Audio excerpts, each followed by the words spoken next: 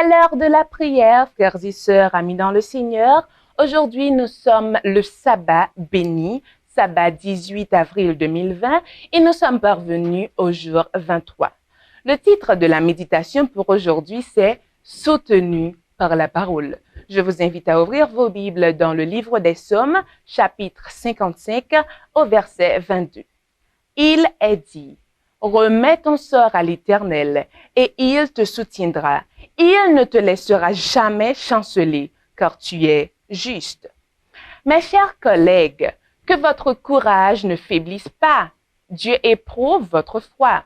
Le chrétien trouve toujours une aide puissante dans le Seigneur.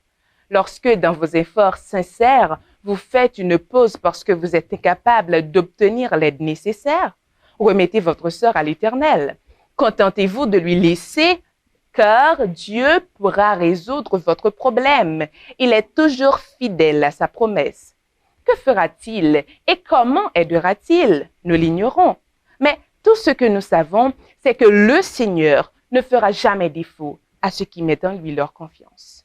Quand il aura pleinement éprouvé la valeur de ses ouvriers, il les fera sortir raffinés, comme l'or éprouvé par le feu.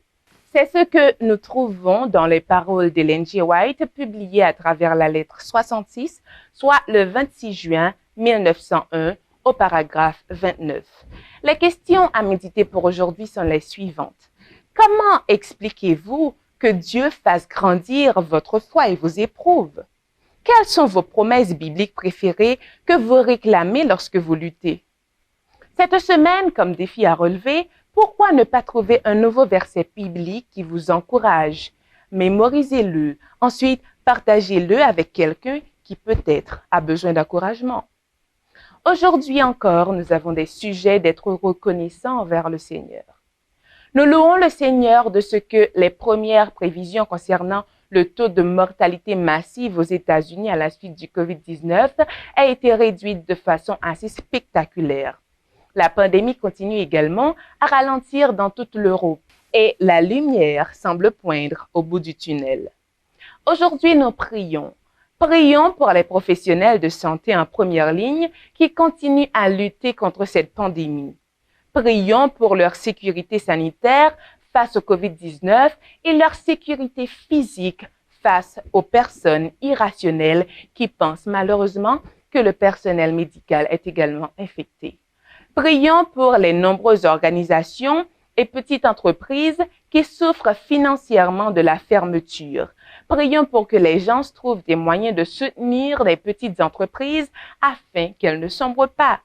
Prions pour les femmes, les hommes et les enfants qui vivent dans des milieux dangereux et qui ont besoin de protection. Prions pour avoir des moyens d'atteindre les personnes vulnérables et faibles de notre communauté.